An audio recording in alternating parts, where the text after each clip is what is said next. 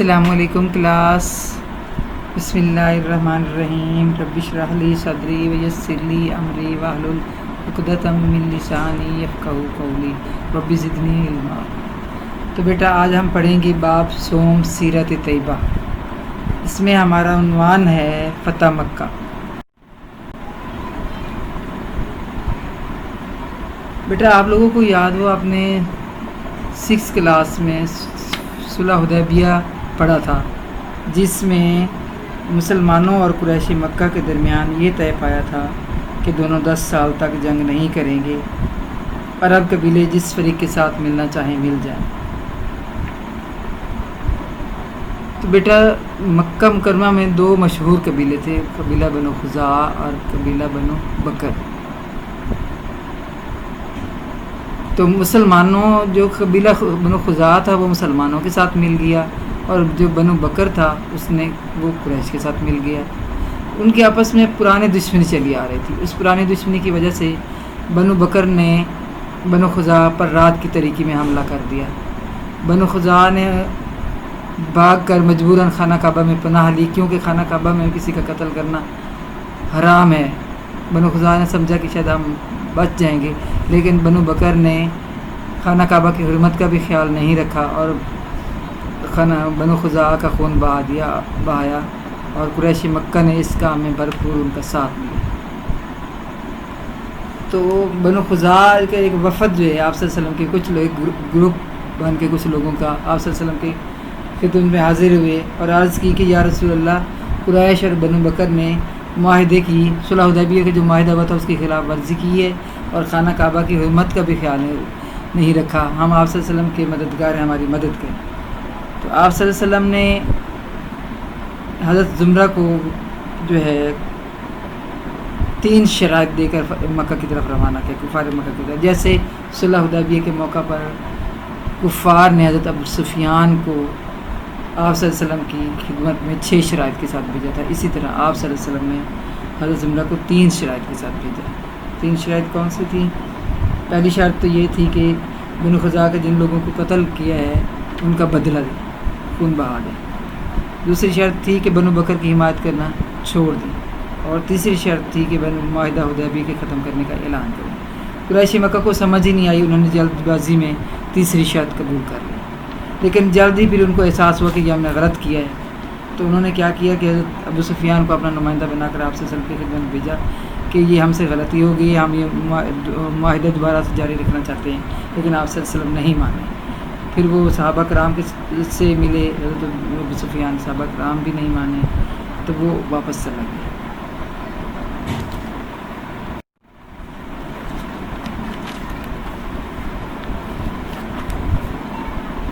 آپ صلی اللہ علیہ وسلم نے پھر اسلامی لشکر کو لے کر فتح مکہ کے لیے 10 رمضان المبارک 8 ہجری کو مکہ کی جانب روانہ ہوا. اس موقع پر آپ صلی اللہ علیہ وسلم کے ساتھ 10,000 صحابہ کرام تھے. حضرت عباس رضی اللہ تعالیٰ عنہ بھی آپ کے ساتھ تھے. آپ صلی اللہ علیہ وسلم نے اپنا سفر جاری رکھا اور مکہ مکرمہ کے قریب مر الزہران ایک جگہ ہے، وہاں پر اپنا پڑاؤ ڈال دیا، مطلب وہاں پر اپنے خیمے لگا دیے. ادھر قریش مکہ کو آپ صلی اللہ علیہ وسلم کی آمد کی اطلاع مل چکی تھی.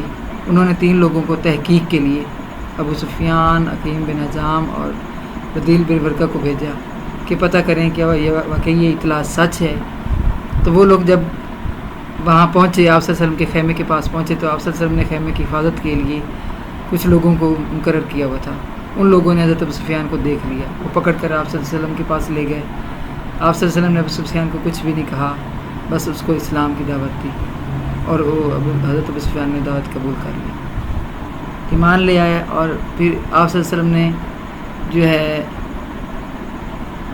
مکہ کی طرف روانہ ہونے لگے تو حضرت عباس سے فرمایا کہ ابو سفیان کو پہاڑ کی چوٹی پر لے جا کر کھڑا کرو تاکہ اللہ کے لشکر کا نظارہ اپنی آنکھوں سے دیکھ لیں.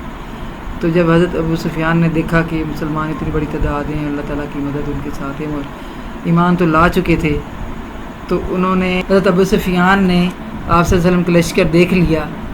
تو انہوں نے کفار مکہ کو اطلاع دی کہ مسلمانوں کا لشکر بہت بڑا ہے اور آپ لوگ ان کا مقابلہ نہیں کر سکتے، تو جو ہے آپ لوگ واپس چلے جائیں۔ آپ صلی اللہ علیہ وسلم نے حضرت ابو سفیان کو عزت دی اور فرمایا کہ جو کوئی ابو سفیان کے گھر میں پناہ لے گا اسے امان مل جائے گی، اور جو کوئی ہتھیار ڈال دے گا یا مسجد حرام میں داخل ہو جائے گا اس کو بھی کچھ نہیں کہا جائے گا۔ تو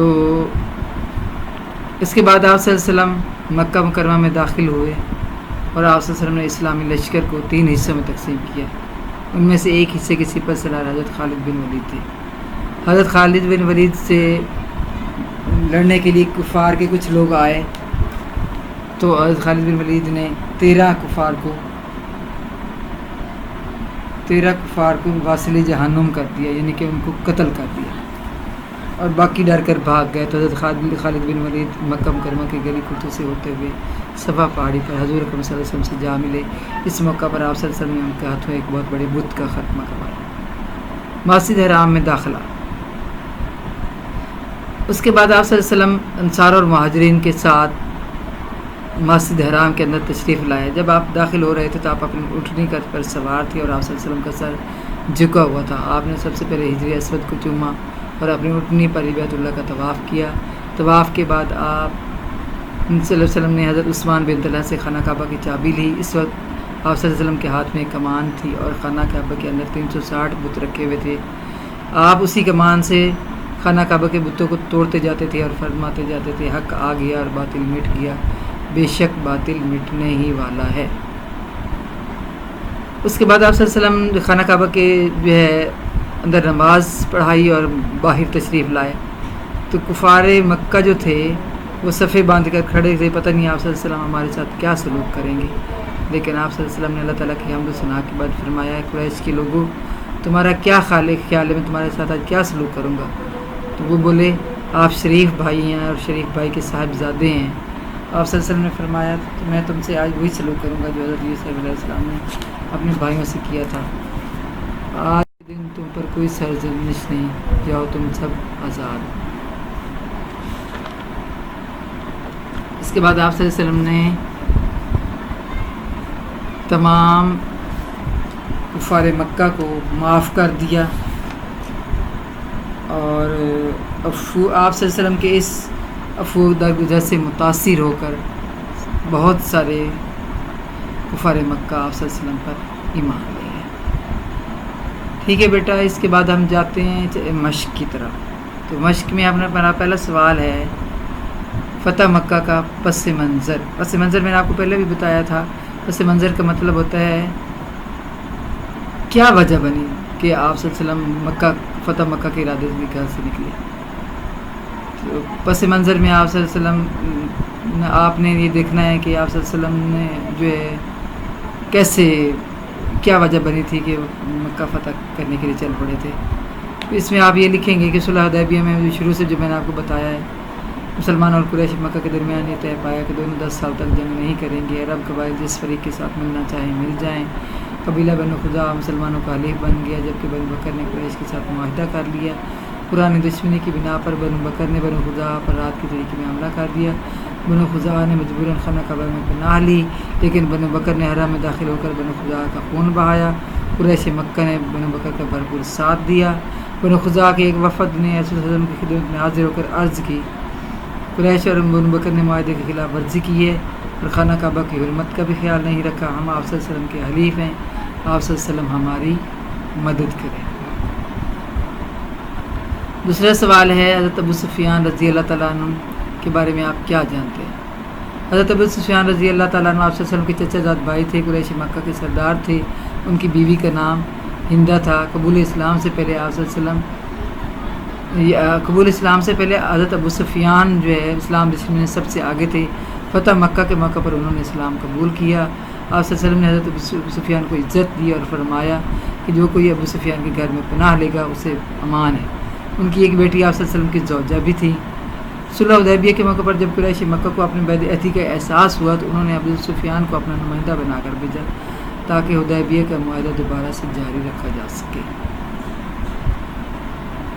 سوال نمبر 3 ہے فتح کی مناسبت سے خالد بن ولید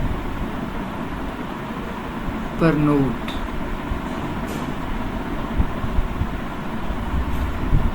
حضرت خالد بن ولید جو ایک مشہور جرنیل تھے، جرنیل اس کو کہتے ہیں جس کو بہت زیادہ جنگی لڑنے کا تجربہ ہو، صلح حدیبیہ کے موقع پر انہوں نے اسلام قبول کیا۔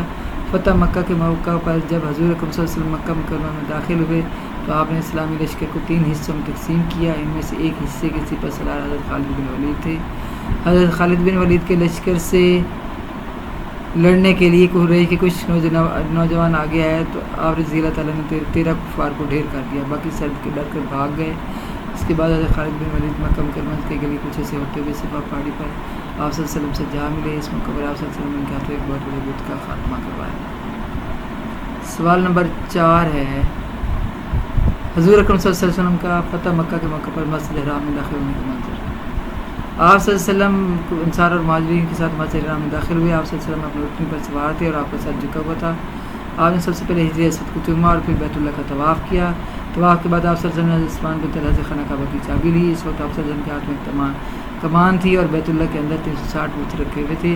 آپ نے اسی کمان سے خانہ کعبہ کے اندر رکھے ہوئے تمام بت گرا دیے۔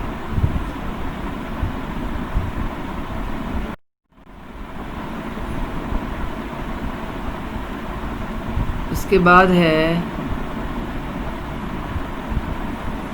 مختصر سوالات۔ مختصر سوالات میں پہلا سوال ہے، نبی کریم صلی اللہ علیہ وسلم نے قریش کو کون سی 3 شرطیں پیش کی؟ میں نے پہلے بھی بتایا آپ کو، پہلی شرط تھی بنو خزاعہ کے مقتولین کا خون بہا دیں، بنو بکر کی حمایت سے دستبردار ہو جائیں، معاہدہ حدیبیہ کے ختم کرنے کا اعلان کریں۔ سوال نمبر 2 ہے، لشکر اسلام نے مر الزہران پہنچ کر کیا کام کیا؟ انہوں نے آپ صلی اللہ علیہ وسلم کے حکم سے تمام فوج نے الگ الگ جگہ آگ روشن کی۔ سوال نمبر 3 ہے، آپ صلی اللہ علیہ وسلم نے حضرت ابو سفیان کی عزت افزائی کس طرح فرمائی؟ آپ صلی اللہ علیہ وسلم نے حضرت ابو سفیان کو عزت دی اور فرمایا کہ جو کوئی ابو سفیان کے گھر میں پناہ لے گا اسے امان ہے۔ سوال نمبر 4 ہے، حضور اکرم صلی اللہ علیہ وسلم بتوں کو ٹھوکر مارتے ہوئے کیا فرماتے جا رہے تھے؟ آپ صلی اللہ علیہ وسلم بتوں کو ٹھوکر مارتے ہوئے فرماتے جاتے تھے، جال حق و زحق الباطل ان الباطل کان زہوقا، حق آ گیا اور باطل مٹ گیا، بے شک باطل مٹنے ہی والا۔ سوال نمبر 5 ہے، حضور اکرم صلی اللہ علیہ وسلم نے قریش سے خطاب میں کیا ارشاد فرمایا؟ آپ صلی اللہ علیہ وسلم نے قریش سے خطاب میں فرمایا، قریش کے لوگوں، آج میں تم سے وہی سلوک کروں گا جو حضرت یوسف علیہ السلام نے اپنے بھائیوں کے ساتھ کیا تھا، آج تم پر کوئی سرزنش نہیں، جاؤ تم سب آزاد ہو۔ اس کے بعد ہے خالی جگہ، قبیلہ بنو خزاعہ اور بنو بکر میں دور جاہلیت سے دشمنی اور لڑائیاں چلی آ رہی تھیں تथा مکہ کے موقع پر آپ صلی اللہ علیہ وسلم کے ساتھ 10,000 صحابہ کرام تھے۔ حضرت عباس رضی اللہ تعالیٰ عنہ نے ابو سفیان کو امان دی۔ آپ صلی اللہ علیہ وسلم نے طواف اپنی اٹھنی پر بیٹھ کر فرمایا، میں تم سے وہی بات کہہ رہا ہوں جو حضرت یوسف علیہ السلام نے اپنے بھائیوں سے کہی تھی۔ اس کے بعد ہے درست جواب پر ٹک کا نشان۔ کافروں نے بیت اللہ کے اندر بت رکھے ہوئے تھے 360۔ آپ صلی اللہ علیہ وسلم نے خانہ کعبہ کی چابی کن سے لی؟ حضرت عثمان بن طلحہ سے۔ آپ صلی اللہ علیہ وسلم کس چیز سے بتوں کو ٹھوکر مارتے جاتے تھے؟ کمان سے۔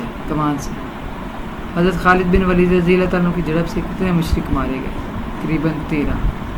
قریش کا کون سا سردار معاہدہ حدیبیہ کی تجدید کرنے کے لیے مدینہ منورہ پہنچا؟ ابو سفیان۔ تو بیٹا یہ ہے آپ کی ایکسرسائز۔ اب آپ نے تمام سوالوں کے جواب کاپی پر نیٹ کر کے لکھنے ہیں اور اس کے بعد یاد بھی ان کو کرنا ہے۔ انشاءاللہ نیکسٹ ویک میں آپ کو اس کا ٹیسٹ بھیجوں گی اور آپ نے اس کو اچھے سے تیار کر کے اچھا ٹیسٹ دینا ہے۔ اللہ حافظ۔